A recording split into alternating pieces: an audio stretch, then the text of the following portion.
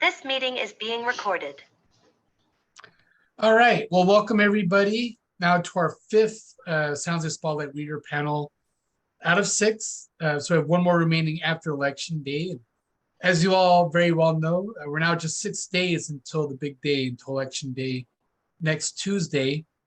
And I know, it's been a very eventful month going back, over the course of the month of October and since our last meeting on October 12th. And, just wanted to get everybody's thoughts on, where we are today and, what further information you think voters may need and just kind of what's transpired over the last few weeks, as far as the political landscape in San Jose and Santa Clara County. And again, joining us is our wonderful senior reporter, Joseph Jiha. He had his first, Joseph. He attended his first reader panel the last one back on October 12th, and he's going to be writing a recap story on what we discussed today. So as you know, today's discussion is recorded, and as always, just always be respectful of other people's viewpoints and ensure that everybody has a chance to speak, and always keep an open mind. I know this group really does a great job at that, and we have 5 questions that we drafted for our discussion today. Joseph, whenever you're ready, feel free to jump in. I do see Ellen is joining us. Hey, Ellen, how are you? Good. Sorry, I wasn't sure. I was looking for the Zoom link in the calendar, but maybe it was sent separately. Yeah, my apologies. I just noticed that myself. But at any rate, thank you for joining us. I know you missed the last panel discussion on the 12th. Since the last meeting prior to that, we actually onboarded a new senior reporter, Joseph Jiha, who's joining us today, and he's the one who's going to be facilitating our conversation and writing up a recap story. But Ellen, since you weren't able to join us for the last discussion, do you want to just take a quick 30 seconds and introduce yourself? Yeah, I'm Ellen Middaugh. I am a faculty member at San Jose State in the College of Education and Child and Adolescent Development, and I am just running in from a class. Oh, and I live in District 3 in Spartan Keys. Wonderful. Thank you, Ellen. Go Spartans. So I think we're all here today. So Joseph, without further ado, if you'd like to jump in and just start leading our conversation, we look forward to everybody's thoughts today. Thanks so much, Josh. Really appreciate it. And welcome everyone to our second to last reader panel. Or we have 2 more, is it, Josh, or 1 more? I apologize. We have 1 more right after the election. I believe that's it, right? Correct. So, 1 more. Yeah. So this is the last one we'll have before Election Day, and possibly one of the most important times for a lot of people, right? Everyone tends to stall a little bit on sending in their ballots, and we still have about 7 days left, or a little less than, to get your ballots in. So I wouldn't fault anyone if you haven't voted yet, but that's where our first question is going to take us. I certainly haven't voted. I'll admit to still needing to do a little bit more research on some of the props and such like that. That's usually how I do that. Get my local stuff in line first, and then procrastinate very hard on the statewide props and things, which have massive impact potentially. So let's start right away. Let's just get jumping in. Josh did a good introduction, reminding everyone that we're going to be respectful today and speak your mind freely and honestly, but try to keep others' perspectives in view and be respectful. So the first question we have today is, 1 week out, if you haven't made up your mind who you're voting for yet, what is it that's kind of stopping you? What further information do you need to make a decision on a particular candidate or a particular measure? So as usual, I'll just kind of open up the floor to anyone who wants to passionately lead out here if you've got an answer burning that you'd like to share with us. If not, I'm going to start calling on people. All right. How about this, Ellen? If you don't mind, you were unfortunately unable to attend the last meeting. Let's start with you, since we weren't able to hear from you last time. Have you made your decisions up already? Most of my decisions, definitely on mayor, council person. I'm still unclear. Water. That's the one I just feel like I have less clarity on what is needed. Propositions, I feel pretty clear on. Unlike you, I actually geek out on the propositions, and in part because I like to teach my students about them, because those are the things that kind of have more direct impact sometimes, and so it can get them interested in the midterm elections. Got it. So most of your decisions locally have been made, including for the big races like San Jose mayor. That's all you've decided. Mayor and council person, very decided on that. Okay. And in terms of the water board Yeah, election, I just have a less clear idea of what makes a good water board member. yeah, and to Alex's question, what's your district, if you don't mind Yes, sharing with it's us? the one with the Chuck Cantrell, Tony Estrada, and Diego. And Diego is actually a neighbor of mine. And it's for me, I just have and has been quite active in the community. But I honestly just don't have a good understanding of what a water board member needs to know. And I just have less knowledge of that. So I need to do homework and read some of the opinions.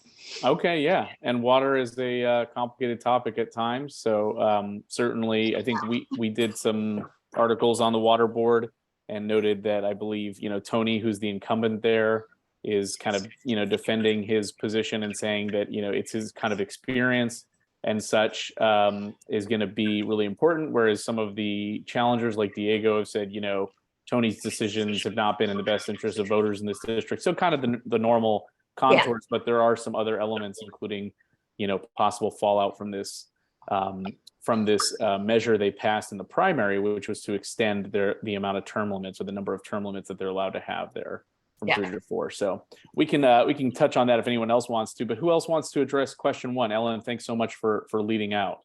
Anybody else either made their decisions already and tell us, a little bit about when you came to those decisions, or if you're still trying to figure it out, what kind of info you need still. So if no one else is going to speak, I'll go ahead and chime in here. Thanks, Carmen. Please, yes. Oh, absolutely. So I am definitely now pretty firm about which way I'm going to go for the mayoral candidate. And a lot of it is based on all the recent racist issues that have occurred, racist ads, racist attacks. That's got to definitely change. And our hope is that's going to change. What I'm concerned about, which I don't know a lot about, are the school boards.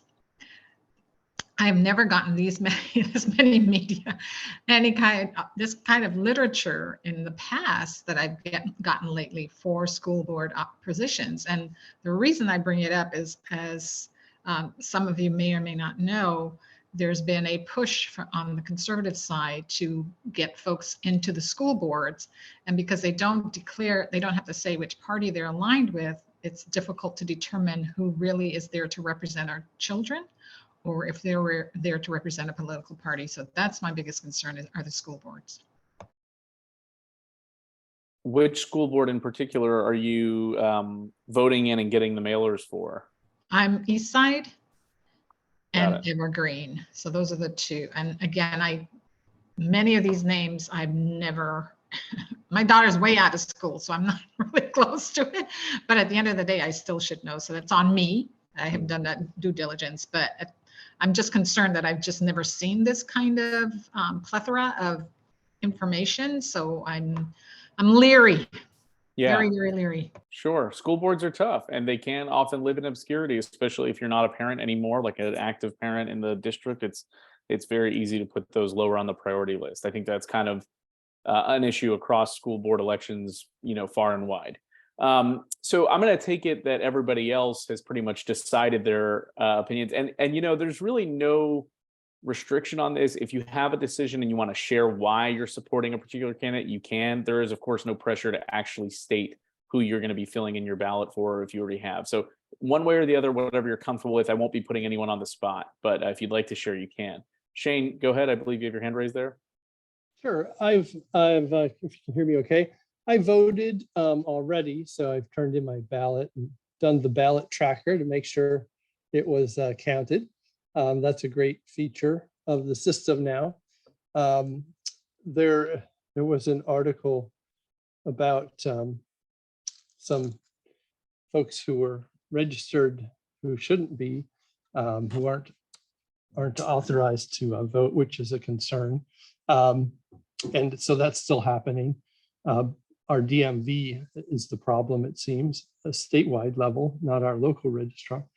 But I just wanted to talk a little bit about school races, because Carmen brought that up. think what we have this time, a lot of times the school boards have folks running who are supported by particular interest groups, right? Particularly the teachers' unions. A lot of our school boards have majorities that basically vote in line with the teachers' union. We have a lot of people running this time who are, from my perspective, who are parents who've seen school performance decline during the pandemic, saw lessons beamed into their house that concern them, that don't address core educational aims, and are other, more ideologically driven lessons.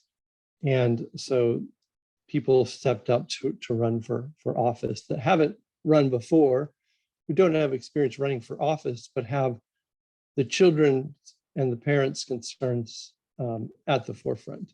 So that's kind of the contrast, I think, this time.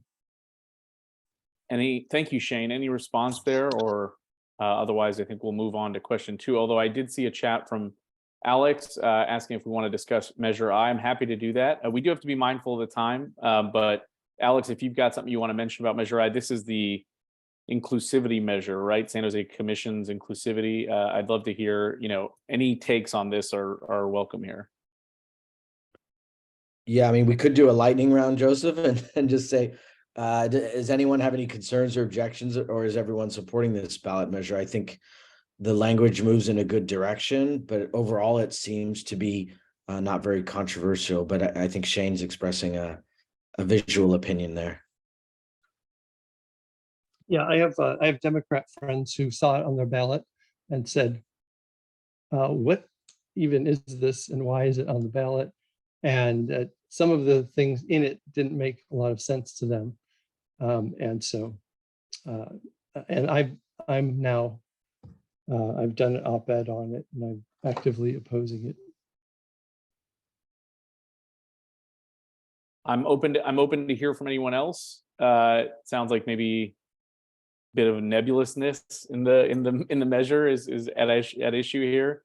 I mean, I believe it's a grab bag. There's 4 different elements to it, and some people like particular elements, not others, and I'd be curious to hear more specifically about the opposition. And Joseph, I'd like to also suggest, while I appreciate the flexibility of not calling on people, I think when you don't, the strongest, like the most passionate voices get heard. And I'm not sure, like the previous one I participated in earlier, where we went around and made sure everyone had a chance to speak, I think actually did surface more voices. I'm personally very comfortable speaking up. And so, but I think if you want equity of voices, sometimes just leaving it open to who feels most confident to assert their opinions might not get that whole range. That's just my opinion. Sure. Totally understand where you're coming from. I appreciate the input here from Shane, as well as your suggestion there, Ellen. I think in this case, just still kind of on the cusp of the end of measure question 1 here. It just if people don't want to chime in, or if perhaps they're not ready to speak up about Measure I in this case, I don't want anyone to feel forced to speak on something they're not comfortable with, but I understand where you're coming from. And we'll make sure everyone gets a chance. What I do with my students is just say pass if you don't have anything to say, or it's fine. But I can see this turning into, there's some folks who have some really strong opinions, and I could see that. Sure. I appreciate the input on that. Absolutely. And I am very curious about the specific opposition to Measure I. Well, it sounds like you do want to hear more from Shane then, if you'd like. We can spend a minute more on that, and then we'll have to move on to question 2. So Shane, if you feel like you want to offer a little more detail to Ellen and to the rest of the group about your thoughts on that. Very quickly, there's concern about adding... I'm sorry, Shane, let me just interject. Just, from an article by our writer, Jenna Cada from San Jose Spotlight, a quick overview of some of the things. And if you disagree with these, you can, correct them. But she said that, the proponents of the measure say that it'll allow the city to make changes to be more fair and ethical, including codifying city's Ethics and Elections Commission in a way that it can only be disbanded by voters and not by the city council. It would remove gendered language and citizenship requirements to serve on city commissions and require the city to adopt an equity statement of values, which is, can be interpreted vaguely. So that is some of the basics, but please continue, Shane. I'm sorry to cut you off. No. Very quickly. There's a big concern about adding non-citizens to quasi-judicial commissions, and because they're making decisions that are quasi-judicial and are subject to court review later, and that could possibly be called into question by a court if you have non-citizens making these decisions for citizens. But the other part is it's also another kind of I know it's a slippery slope argument, but it's quite clear that certain people on the city council want non-citizens to vote in San Jose. It's only done in about 13 out of 90,000 elective jurisdictions. And it's an extreme idea and people don't like it, particularly immigrants who followed the processes to become citizens and have that strong connection between voting and citizenship. Okay. So I'll just go on the record. I'm in favor of giving access to non-citizens. They pay taxes and live here. And so just to share it out, and then I'll shut up. Yeah, and we should probably just specify, I appreciate you delineating it a bit, Shane, but yeah, so to be clear, Measure I would not be about non-citizens voting. That's an issue that's been raised recently and is of similar relevance, but this issue would just be about giving them access to serve on commissions. So Alex, you have a quick. Yeah, no, absolutely. No, absolutely. Your point was clear. I just want to make sure that we reiterate it, that in case anyone hears this, we're making it clear that if you vote on Measure I, you'd be giving to support it, you'd be giving access to non-citizens to serve on commissions, not to vote in local elections. Alex, you have a quick comment, and then we'll move on. Sure. Just echoing Ellen and Carmen, I'm supporting this ballot measure. I think that in a community, people deserve to have a voice on how their area, their community, their city changes. And if, I think there's compromise that could be had on this issue from a council perspective, whether it's a legal permanent resident or someone who showed up in the community or in the country a few months ago. I think there's room for compromise, but overall, I was shocked. I thought it was unconstitutional for non-citizens to be able to vote when I started thinking about the issue. Having studied immigration policy in grad school, I just didn't think that was even a possibility. But when I thought about it more and tried to consider my own potential blockages in my mind on why this was good and why this is important, I think everyone deserves to have a voice in our community who considers this their community. So I think removing those requirements for even a commission, to Shane's point, as important as the Planning Commission, is in fact a good idea and allows more people to participate.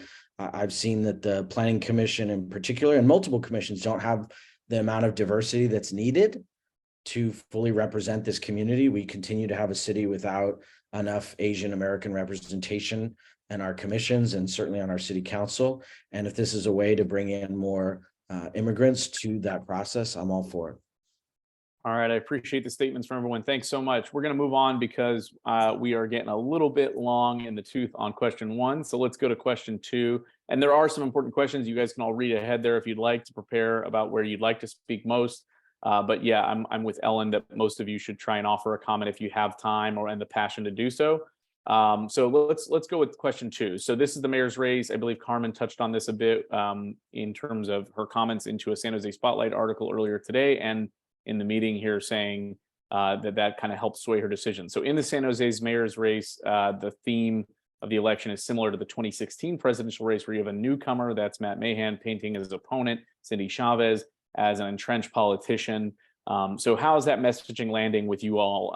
Do you feel that yourself or other voters might prefer someone with the longstanding political experience, or is that more of a detriment? So would you prefer someone who identifies the government kind of as a problem that they can come and fix when they're outsider or very fresh eyes perspective to an extent? And again, anyone can lead out here. We haven't heard from Lisa yet, but I'm also open to hearing from anybody or Vicente who hasn't spoke, or anyone who has spoke already who wants to lead out. Okay, I'll lead out. So I'd like to say that I have been receiving flyers that are attacking the person that different parties are running against. And that doesn't resonate with me. I think it's more important for us to talk about issues on a deeper level. And I think when the candidates are attacking each other, then we're really staying at a surface level in the campaign. And it's more important for us to really understand what the candidate themselves believes in. So I think that in this case, whether somebody has had a long political career or is a newcomer, I think either of those could be okay, although we've had a very bad experience with that in the past that you allude to. But I think it's more important that they really go into detail about what they believe in and have a deeper conversation with the community about a vision for the future for us to reach toward.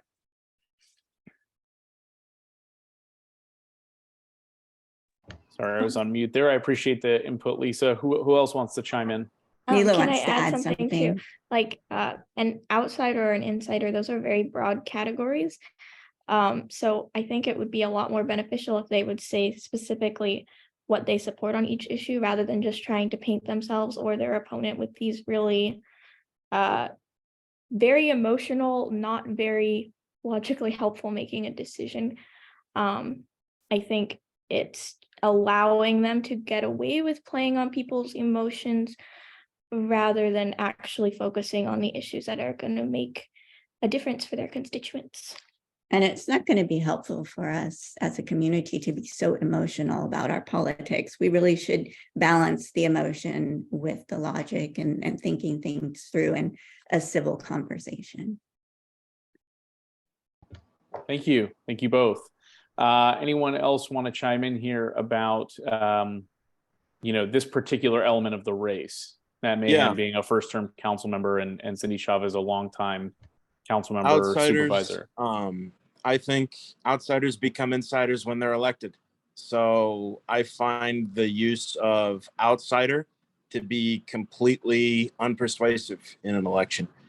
And I know that's not a popular opinion on either side when you consider, of course, the popularity of celebrities on the right, Ronald Reagan, Shirley Temple, and Donald Trump, of course. And then on the left as well with calls to have Oprah Winfrey run for president. But I have never been persuaded that celebrity or lack of experience in governing is an ideal credential to serve an elected office. And I don't see any change with that argument here. Okay, thank you, Vicente. So yeah, I mean, if you care to offer any more detail, that's fine. I mean, I think this kind of dynamic can be played out in a lot of realms, private or public, right? Like if a new CEO comes in from a different industry to a big company and says, "Oh, I actually have never worked in the plastic injection molding before, but because of that, I'm going to be able to find all kinds of efficiencies that you guys just are too close to. You're missing the forest for the trees. I'm going to find all the solutions and the efficiencies." And we've heard Matt Mahan say specifically that he's going to try and look for ways to kind of look for benchmarks and look for efficiencies. And I believe he mentioned it at our San Jose Spotlight debate and mayoral forum, that he would, try to push for, raises for high-level city staff and city council members being contingent on results and outcomes, right? KPIs. Right. So it's unclear if that's going to be feasible, right? But that's his position on that. He's pretty clear on that. Whereas I think maybe, someone like Cindy Chavez, who is, a longtime politician, probably would not take that stance and has said at that forum that she thinks that's unrealistic. And we also, I believe our moderator and our CEO and founder, Ramona, had asked for a little more detail on how Matt planned to execute that. So certainly the dynamic of someone who's fresher or maybe more business oriented coming into government to try and clean it up a bit or build in efficiencies is not a new concept. But certainly something that Matt is pushing forward in terms of his advantage. So I think we can move on from this unless anyone else wants to chime in. That was just kind of like a recap of some issues, but if anyone was prompted by anything I said to add something, we can do that. But go ahead, Ellen. Just as someone working in education, I think businesses often come in and say we can do things more efficiently. But the thing about businesses, you can fire people. You have kind of one goal, and you can't fire your citizens. And so with political, I do think it's that the common sense framing did not appeal to me because it's not common sense. It's complicated, and they're different constituencies and points of view. And so I'm looking for a candidate who understands that it's complicated and can navigate those complications. That's all. Thank you, Ellen. Shane, quick response? Yeah, I think the contrast is very different in this race. It's more like longtime politician who's tried answers that aren't working in certain areas, and newer politician who wants to try some new things. And I think that, Matt hasn't been running as anti-government or government's the problem. He's running as, let's look at different ways of doing things within government. It's a little different nuance there. As opposed to maybe the Trump tagline of like draining a swamp, or that it's all corrupt from the top down. Okay, absolutely. Yeah, I don't think Matt has insinuated that there's high level corruption at every level that he needs to solve. But yeah, you're correct. Trying different things and building in efficiencies. Let's go with question number. Can I make? Yes, absolutely, Carmen. Please quickly though, if you can. Yes, I'm going to keep it quick. So one of the things I think it's important for folks to remember, the private sector and business world, they're profit driven. Government is not profit driven. So when we have to be very conscious when we have folks who come from a profit driven world trying to affect change in an institution that's not set up that way, that they take that into account. And I don't believe that Matt has really taken that into account. And anyone who comes from the business world needs to remember that. And many of the things that we have had happen that have really catastrophically impacted our society and our economy has occurred because the private sector has not done their due diligence. So it's not a perfect in either one. So to me, I really hate to see them kind of pitting that against, one against the other. So that's it. Sure. Okay, and Shane mentioned in the chat that Matt has overtly said that government is not a business. So yeah, thank you for clarifying. And Vicente, newer politician is a good label as opposed to an outsider, sure, or businessman. Okay, so let's go to question number 3. If you Joseph, you just muted yourself. Thank you. Sorry about that. If you haven't seen it, on October 20th, San Jose Spotlight published an article from our editor, Ramona, about why we don't endorse political candidates. And if you haven't seen it, I can send a link in the chat for you to quickly look at it. But the question is how much do endorsements weigh into your decision for a certain candidate or measure? In this case, for example, Mercury News makes endorsements in most every race every year in terms of the local ones, and then some of the state ones as well.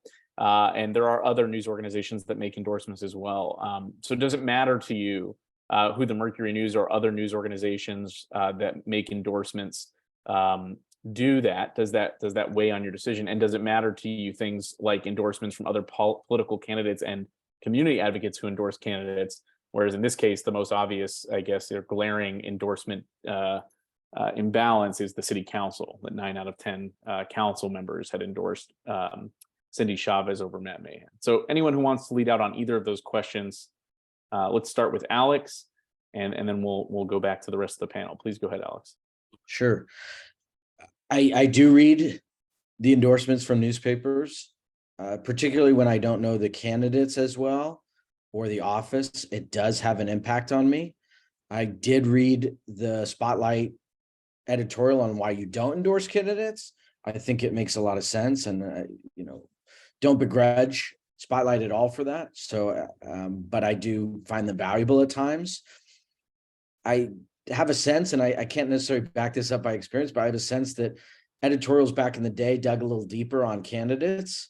And sometimes I feel like they'll say, hey, some candidate was, did this or that, and so they're qualified. Or I also, as you read the endorsements of a newspaper, you realize where the areas they're really passionate about, like the Mercury News. Generally, wants people with more experience, doesn't, there's a candidate in Sunnyvale that they didn't endorse because it sounds like he was a little young for their taste and new.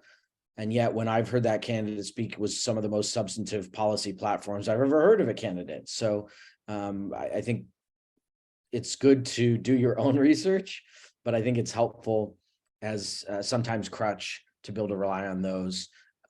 And yeah, I pay attention to candidate endorsements, and it matters a lot to me who is endorsing someone, say, in the mayor's race. I think the fact that we have a Democrat in Cindy Chavez running against a Democrat in Matt Mahan, and an ideological spectrum on the council, and that all the council members not named Matt Mahan are supporting Cindy Chavez, that says a lot to me, because I work with those council members in my job, and I see how diverse their perspectives on things are. So it's a big impact.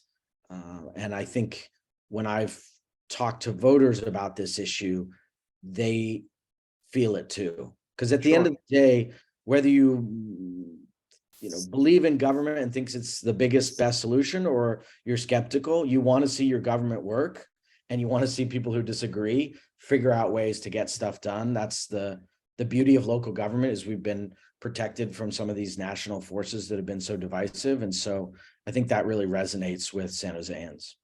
Sure. Thanks, Alex. And certainly endorsements can get a bit messy.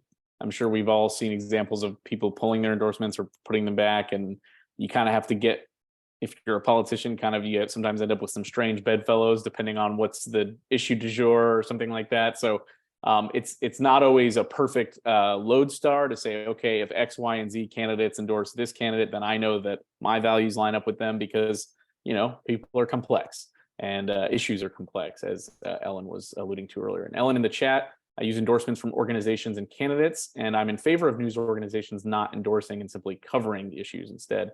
Sure. And as Alex noted, yeah, you can usually see what's important to the editorial board of a news organization by reading.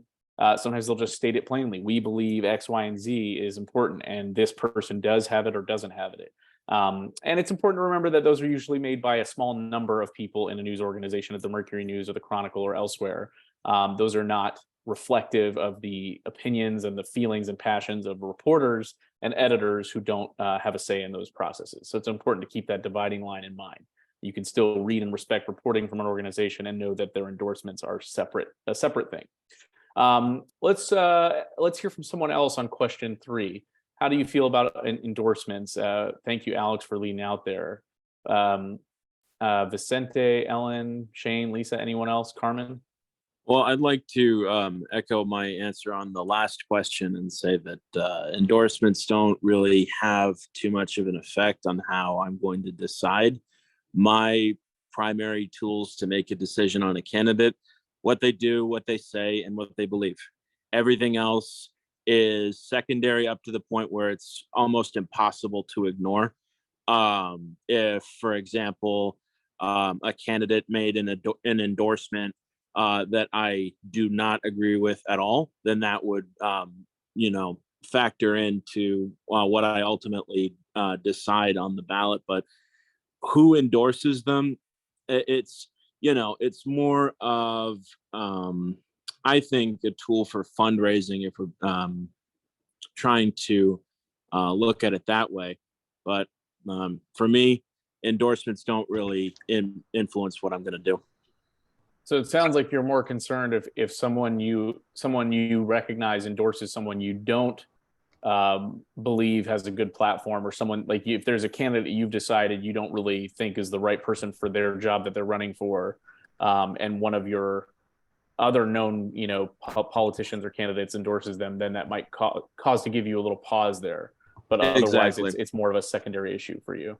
Exactly. Yeah. Okay. Thanks, Vicente. Anybody else? Otherwise, I think we can move on to question 4, just to keep us a little closer to time. But I have a couple more minutes to offer on this one if anyone wants. Oh, Lisa, I'm sorry, I didn't see your hand. Yeah. Please go ahead. And then Carmen, please go ahead. I think it's good that San Jose Spotlight doesn't have endorsements. I read the article and I agree with the thought process behind it. I also noticed that in a lot of the articles, that in the comments after the articles, there's a lot of accusations that San Jose Spotlight has a certain sort of political belief. And so I think not giving endorsements will help to not feed into into those accusations. I don't generally agree with or feel convinced by news publications giving endorsements. I prefer to get just general information about what each candidate stands for. So from their own websites, or Cal Matters has a really good guide where they have quizzes that you can kind of give information about how you feel about particular issues, and then they'll say you might be inclined to vote this way. KQED has a good voter guide. So I think voter guides are really good. And I know that San Jose Spotlight also has a civics guide, which I think is very helpful, but giving the endorsements, I think, would not make me vote one way or another. Thank you, Lisa. Over to Carmen. So I'll be real quick. For me, it's not the endorsements as much as who is funding, who they're receiving funds for. That's what I really check. And Ballotpedia is a really great resource for getting that kind of information on candidates who are running for office. So endorsements don't really weigh for me. And I agree that you guys should not do it. I really like that you're just give me the information, let me make my decision myself. Got it. And so you're talking about following the money, basically. You're looking at who candidates are receiving money from and which organizations are putting money into their campaign effort. Okay. Yeah, a fair question. And that's why San Jose Spotlight has a follow the money tracker at the top of our website, because people should and often do value, who's pumping money into whose races and what measures and such. I believe it was Lisa who mentioned the comments on San Jose Spotlight articles. As someone who's worked at multiple news organizations, I could say that the comments are a common theme. Maybe a little bit more gusto in San Jose Spotlight. I see quite a lot of really impassioned takes about how they know exactly what I'm thinking personally at all times, but it's okay. It's kind of a part of the ecosystem. So you don't take it personally, but it is a point to note, Lisa, that there are many people who read our stories who already feel like we are exhibiting a bias one way or the other at all times through the reporting we're doing. And so I think, to Shane's point, it might only burnish those arguments if we were to have one of our editors or somebody else in our organization come out with an outright endorsement. But we can move on from question 3, and I appreciate everyone's input here. Let's go to question 4, which we just touched on a bit, which is a voter guide that we published on San Jose Spotlight's website yesterday about just the basics of how and where to vote. So if you're unfamiliar with where you might need to get that done at, what times, locations, this is maybe intended to be a helpful add-on for some voters who aren't totally familiar yet. But we want to know what role you think local media should play in voter and civic engagement, especially around election season. And this doesn't have to be geared at San Jose Spotlight. Flattery will get you everywhere, but you don't need to tell us how great we're doing. We just want to hear about, in general, what the role should be of media of all kinds, right? You've got already mentioned here the Chronicle, the Mercury News, San Jose Spotlight, KQED. How do you feel that these orgs should be approaching civic engagement and election information? I'll jump in. I think local media is so incredibly important. It's so difficult to find information about just literally how the city works, who's doing what. And I think it's, news is supposed to share information. So sharing information about where to vote and how to register makes sense to me. And I think that can't be in enough locations. And I particularly value voter guides. I value things like tracing the money. I value, I think in the election materials, I see who the endorsements are. So, but that does inform my position as well. So I think really covering thoroughly, different candidates and races, different propositions, and making that information digestible is an important role of local media. Reading through the ballot information, I find it fairly clear, but it's dry. So, and it's a lot. And so I think the more local media can let people be informed about what's going on. And I'll just preview 5. I do think without big national elections, you don't get a lot of turnout. And so local media can really help people understand why these midterm elections matter. Yeah, so I heard a lot there, Ellen, but it sounds like the key points are like, yeah, the money, the voter guides, the information about how to vote. And then lastly, what you mentioned there, in addition to covering a variety of races and issues, is making the information digestible and maybe entertaining, or at least to keep your interest, enough to keep your interest, or try and help you establish the stakes. I'd like to say relatable rather than entertaining, because I think that outrage language, I'm sorry, I can't remember the name of Lisa's daughter who had talked about like all that emotional language. Sometimes people think that makes it entertaining, and I don't necessarily want that, but the more like relatable and and I believe you were saying, yeah, like what's at stake, like what's the importance of these elections, right? Yeah, sure. I think that's a pretty widely held belief, right? So who wants to go next here? Shane? I think some Q&A type stuff I've seen in the media is helpful. I don't look at the, going back to question 3, I don't look at the endorsements necessarily, but I do read when they have questions and responses from candidates in their, of issues that are important to people in the community. And then I think it's great. I agree completely that local media should amplify ways to engage and how to go about voting. I think that's very helpful. We need as many outlets to do that as possible. And yeah. Thank you, Shane. Yeah, and yeah, the Q&As allow kind of a level playing field, right? It kind of gives you, it's almost like a window into like an endorsement interview, except they're just news-based questions, issues-based questions usually, and it allows candidates to kind of stake their claim and maybe offer, to differentiate themselves from their opponent, perhaps.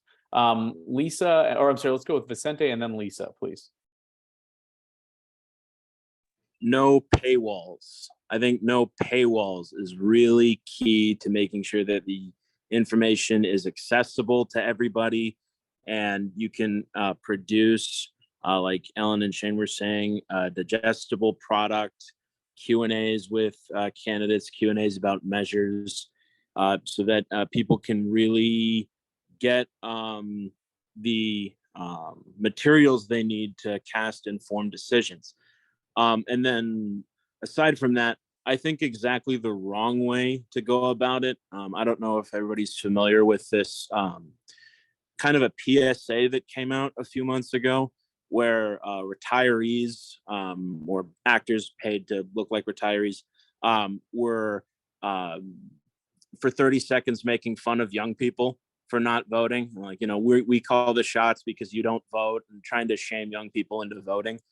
Yeah, no. So at any point where, you try to motivate either through positive or negative reinforcement, I think that just sets the wrong message. I think being neutral and providing all the information necessary in a transparent, accessible way is the way to go. I think I do remember those ads, Vicente. If anyone else has a passionate opinion about those, I do recall that. But okay. Any other thoughts on question 4 before we move on to question 5? Oh, I'm sorry. We're going to Lisa next. My apologies. Just quickly, I think it's important for local news to make it clear how to vote and also how to volunteer to work at polling centers, because a lot of news stories will talk about how short-staffed these centers are, and not necessarily in Santa Clara County, but across the country, the violence that these volunteers are having to brace themselves for. It would be a service to the people who have to do that if newspapers could make it clear how to volunteer to vote at your local vote center, especially if some of the readers have the time to do that.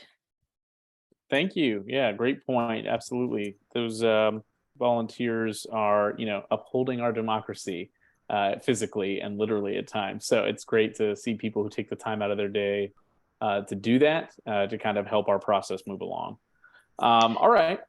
Oh, Could I- Carmen, yeah, yeah, quick I'll point, just- and we're coming up on the last 10 minutes, so I want to give us a little time at the end, so Right, please, go super ahead. quick. So I was going to say media plays a very critical role in all of this because more often than not, that's the only source that an individual may have. And so it's so important that they get that information in a as objective a way as you can so that they can make their decisions. So it's critical that media starts to take control of that responsibility that they have and really help people rather than continuing to do being involved in things that don't help people with their voting. as they move Sure. forward. When you said sometimes the only source that people might have, you mean in terms of learning about where and how to vote, or about Right. learning about candidates if But they the don't get to go to initiatives, where to forums? go, all those things, because most people have day jobs and they have children and they have a whole bunch of responsibilities. They may or may not have the time to go do a lot of investigation on their own. So they will more likely than I used to rely on what I read in my newspaper or I saw on a news channel or something like that. But based on some learnings, I've now said, no, I'm going to go check out these other things because those avenues were not giving me a full story, and it led me down some roads that I'm like, yikes. Sure, sure. not And good. then there's only so many candidate forums or roundtables that candidates themselves can hold or what have you, and only so much door knocking, even if they have an army of volunteers, right? So Right. you may not Yeah. get a chance to interface directly with a candidate. Right. All right. Great point. Alex, yeah, if you can make it very quick, because I want to get on to question 5, please. Yeah, I wonder, Joseph, if Spotlight has looked at platforms, you've been doing stories on them, things like, I think it's called Civic Circle or Voter Circle, which helps people directly connect through, say, emails to all the people in their network and say, hey, here's who I like, who I'm voting for. I think that's another big benefit that the media can play in helping people identify the tools of civic engagement beyond the existing ones, or that go a little deeper. So I know that there's some other ways that we can get more people voting, which is, I think, is the goal we all have. Got it. Thank you, Alex. Yeah, I don't think we've done any stories on that, but looking it up here, you're referring to the Center for Information and Research on Civic Learning and Engagement at Tufts College, also known as Circle. That sounds like what you're talking about. Oh, this is a different kind of company. Oh, okay. I'll research it and put it in the chat function. Oh, it sounds like there's 2 things. Okay, sounds like a lot of people have latched onto that idea. Ellen says she's worked with Circle a lot, and they focus on youth, and also that summaries of the candidate forums have been so helpful. All right, let's move on to question 5. So again, we lightly touched on this, but do you feel that since there are no big elections at the top of the ticket, and by big we mean, like a presidential election this year, not being a presidential election, will it impact voter turnout for races at the local level, such as the San Jose mayor's race? Or do you think people will come out for that adequately just because of the importance of those races on their own? Looks like Ellen has some thoughts. Why don't you start for us, Ellen, and then we'll move on. I mean, if you follow just statistically over the years, turnout at midterms is always lower, and without those big national elections. So, well, I feel it should be higher at some of these local things. I just think, I follow the news very closely. If one is not reading San Jose Spotlight and the Mercury News and just kind of seeing what shows up in the news feed or is trending on Twitter, or, your awareness is just not going to be that high, because what gets amplified is usually the big kind of national sensational thing. So Sure. Okay. Well, I mean, I love that you're trying to do this work to get the word out. And I try to tell my students, I don't tell them who I'm voting for, but I just try to make them aware of how the local elections impact, what they impact. And that outreach, there's just not so much outreach that needs to be done. Sure.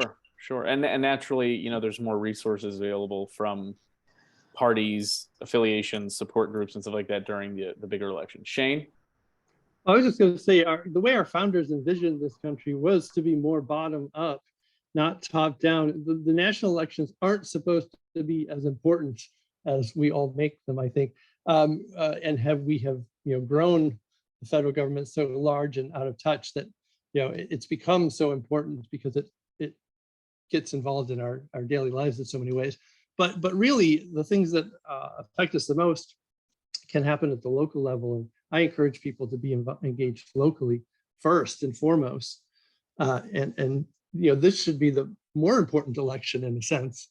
Person who's at your local school board, at your county board of supervisors and things like that, who making very day-to-day decisions that affect us, how our water is delivered at the water, at the city and at the Valley Water, how we whether your trash gets picked up, and these basics of government. Anyway, thanks. Thank you, Shane. Alex said I'm a little biased because I work in local government, but I like Shane's point about a focus on the local level. And Ellen said, shout out to the government teachers who do teach a lot about local government. So yes, everyone needs a good teacher in their lives. Carmen? Yeah, so I did want to say that these elections, these midterms are very, very important. And there's been a lot, voting itself has become something that has been weaponized, in my humble opinion. And so it's concerning, and a big reason is just to, instead of what Shane just mentioned about the bottom up, we're more of a top down type of society right now. And those who have the money and the wherewithal can put in the candidates which don't necessarily serve the majority of the people.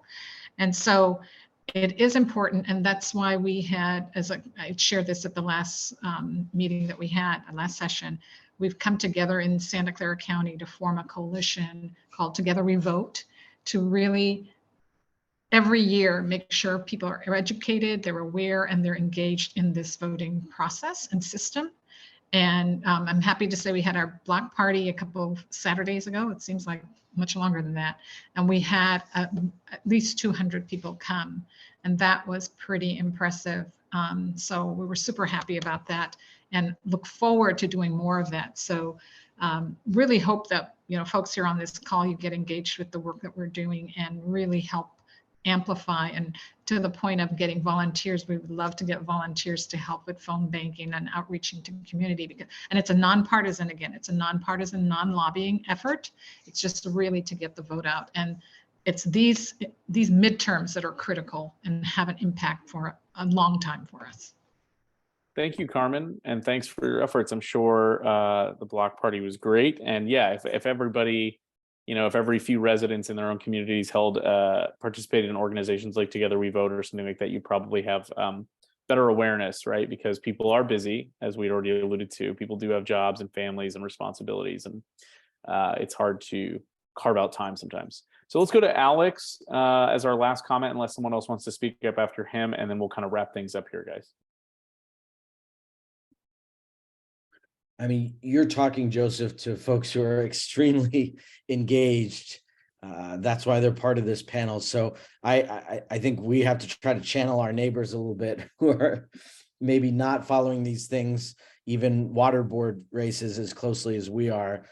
I think one of the nice things about local races is, your city council members, your county supervisors, they live every day in the community. They don't go off to Sacramento or Washington to do their work. You can see them, you can talk to them all the time. And I know federal and state folks do a lot of community engagement events virtually or in person to try to stay connected to their constituents. But that local government, that, what's the quality of my parks, my streets, my police, my tax base for providing those services, that all we can really feel on a local level. And I know it's been so gratifying for me when I do work locally.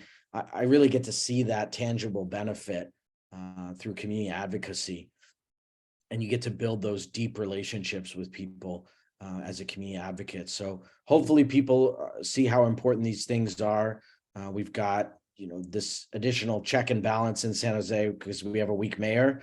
So I think we've had conversations on here in the past about how important the city manager is in the city of San Jose, not just the mayor. And I think anything that we all can do to continue to inform community members about, yes, these races are important, but there's also these other city department staff that really matter. Heads of departments make huge decisions, as do city managers. So it's great to be engaged on election day, but we got to be engaged every day to keep things working the way we want.